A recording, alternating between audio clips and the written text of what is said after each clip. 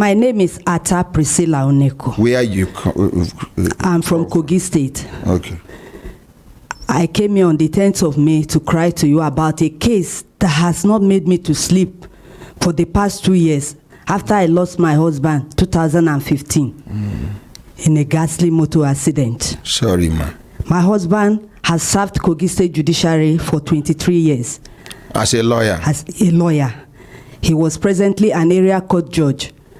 As at that time? As at that time that he died. But he was given a post in Kogi State by Governor Wada as clerk of the House of Assembly.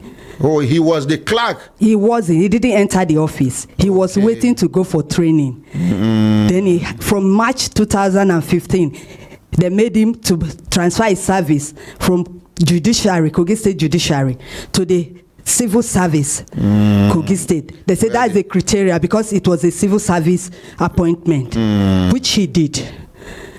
He was idle in the house because he was not called to go for the training. He told me he was to go to Manchester, and he never went till the day he died in an accident. Coming to Abuja. He left Abuja on Tuesday. I had my baby. My baby was new, 2 months. We had a dedication, and he was going back. I had the accident. Continue, just narrate your story. Sir, when he had the accident, please, sir, can I refer to that? Please go ahead. I had my baby. That was my number 5 baby, and he became a girl. We had 4 boys. My husband had been looking for a girl for some years. He liked baby girls. So when I gave birth to my baby, he came to Abuja. Why I came to Abuja was I was always sick, and I told my husband that I don't want to die because of giving birth to the number 5. I want to live to eat the fruit of my labor. I want to relocate and give birth in Abuja. He allowed me to go. So after we did the dedication of the baby, he left on Tuesday, but my husband died on Wednesday. He left on 18th. I was the one that gave him address. He drove himself. When he reached Lokoja, I said, I have reached. I said, thank God. I even yabbed him. You have known your way this time around, because I was staying in Jai. He rented a place for me in Jai for me to run from where we lived for almost 20 years in Ida, because I was sensing danger. My leg was fat like 3 of these legs. Like someone that has elephantiasis. For the 5 months I stayed in Ida, because my pregnancy was 5 months when I left, I was ashamed to go out. Because people will always ask me, what are you looking for after number 4, boys? But women like this swell up normally during pregnancy. Sir, mine was extraordinary. Okay, that was even big every pass. Muslim Christian, they will see me, they say, madam, go and find way for yourself. I'm seeing danger. My leg was too big. So I ran away, and when I came here, I felt at least I have left the environment. So my mind was down. I was in and Nyanya. As you come back, the leg come. Yes, sir. I was fine. I could move out. Nobody knew me. I could move out. I was not ashamed again. So emotionally, I was getting stable. From Nyanya, it took me to Jai so that the hold up too could not contribute. Sir, I lost this man on the 19th of August. Wednesday. On Wednesday. He was with us after our dedication on 18th. And I was sick, sir. I had problem. I never had that issue before. It was when I gave birth to my baby at Gwarimpa General Hospital. I had that attack. Something will come and seize my breath. So I was on medication. So they couldn't tell me of his death. How come the man that left here yesterday died today? Nobody could tell me. Until they formed up stories, siblings and everybody came that a trailer hit my husband on the head, that he pieces, that rain was falling. I asked everybody I knew in Kogi, did rain fall this day? Where it happened? They said, no rain fell. On that date, particular date? On that particular day. Neighbors came there. Is it not the man that walked after and left this compound yesterday evening around 4? Sir, my husband was a fearless barrister. More reason why I took love in Brekete Family. I am your fan, sir. My husband talks like you. He is fearless. Kogi State Judiciary, call my husband. The chief judge knows my husband. He doesn't fear as long as he's standing for the truth. And he believes that nobody can kill him. The day he died, people that came and flooded our village, that lawyer went no they fear. Are you sure he died? Sir, my husband is very selfless. So much that I say, you love other people more than us. You love other people more than me. What am I even enjoying? I am a barrister wife. I don't feel it. He said, don't worry. You will know later. But when he died, I didn't see anybody. Yes, sir. But God is still with you and the children. Amen. He has been with me for these 8 years this year. And I stood at his grave in the mortuary. Sir, give me little time to express myself. Go ahead, man. I stood in the mortuary. The day I left Abuja here, I left with one leg of shoe. If it's my shirt, it's the shirt. I didn't carry my wrapper. That was how I left devastated, and I was very sick, sir. I won't lie to you. God saved me. And I stood at his mortuary. I say, I know. At his grave? No, they had not buried him then. I stood in the mortuary they took him to. I say, I knew you are a very fearless man, and you always fight for me. You always fight for me. You always tell me, just sit down. Don't worry. I always take cover. But as you die now, I don't know how I will do. But the only thing I promise you is that instead of me to stay inside like that, I will come out and speak for any matter that concerns your issue. And I made up my mind that when I come here today, before I go to the house that they have somebody have paid and said he has collected, which I say no, it can never happen, I will tell you of his character. My husband stands for the truth. He feeds people, orphans, widows. He doesn't have time for his own people.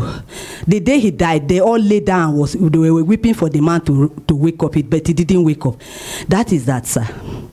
I went to the commandant, road safety, to know why this man died, to see. Because I went to the mortuary, there was nothing like that. It's as if they strangled him. As if he was strangled, because I went to confirm it. There was nothing like that. They heard the bad from here was what I saw. There was nothing like that. And then I allowed the burial. I was thinking the man can wake up for me. Because at the point I touched the body, it was getting warm. So I thought the miracle has happened. Because I was praying to God, let him wake up. Because he's the only son of the mother. The mother had 9 children, but he's the only son, and he's a star of the family. Barrister Peter Ibunu Yakubu. So he did not wake up. They buried him. The next week was George's this thing that they used to do in Abuja here. They said they want to bury him fast so that they can go. I wanted him to postpone. Maybe he wake up. But it didn't happen. After a month, I carried my baby, who was like 2 months, to the commandant to know the vehicle that my husband entered, because his vehicle was parked in Lokoja till after the burial. Who did my husband follow to the journey? Up to today, sir, I don't know the person. He was a colleague. I don't know. I went to ask the commandant, please, I want to just see the vehicle so that I will be convinced that this thing could kill this man. Or did he die of it? He didn't have high BP. This is a man that will sleep like a baby. Nothing worries him.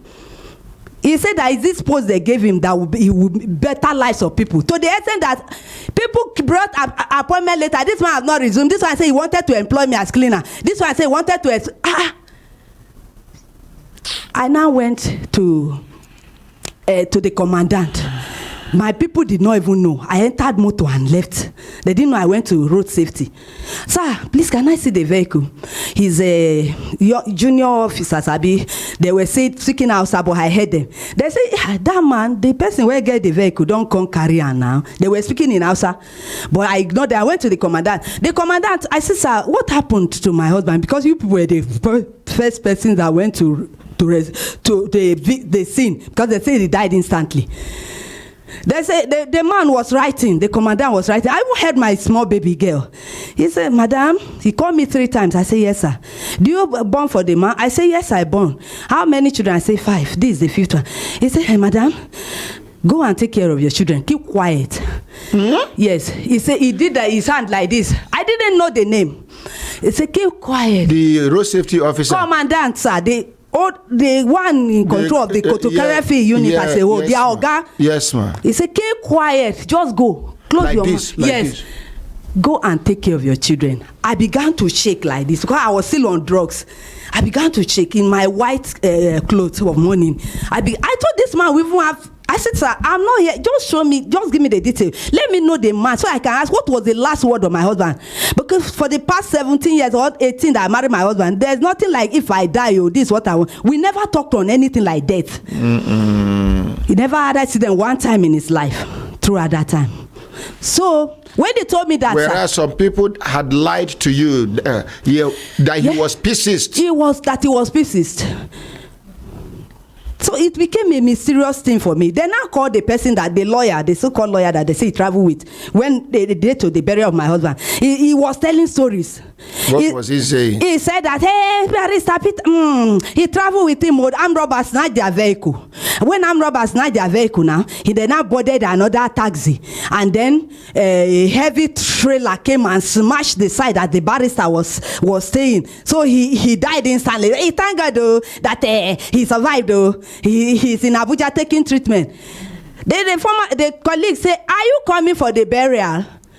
Oh, they called him on phone? In my room. They put it in my room because that time I became pale. They called him via the phone. Via the phone and put it on loudspeaker. So I was even happy. So I was not trying to revenge. I was trying to know the last words. Tell my wife this. It would have healed me many ways, but it didn't come. Till today, we did the burial. How many years now? This 8 years. I've been looking for how to get the man. When the commandant told me, Madam, go, I became afraid. I was shivering from there, and I came to my parents' place in Lokoja. They said, where did you go to? I said, Daddy, this is where I went to. They said, you didn't tell us. I said, I couldn't sleep because this is a man that fights for people dying like this mercilessly without knowing what cause, who travel with the man. It's not, I can't take it. So my parents say, take care of these children. I became afraid. I called this person. Since nobody was answering me in the fight, I left it for God. And I hear say you get one house where they won't collect for your hand. Sir, the only asset is a house that sanitary work built in the 1960s, old and dilapidated. They gave us when we came to it in 1998. My husband renovated it, and we were managing our lives there until he can get his own. You know, civil service thing. You can't get what you manage through. Then we stayed there.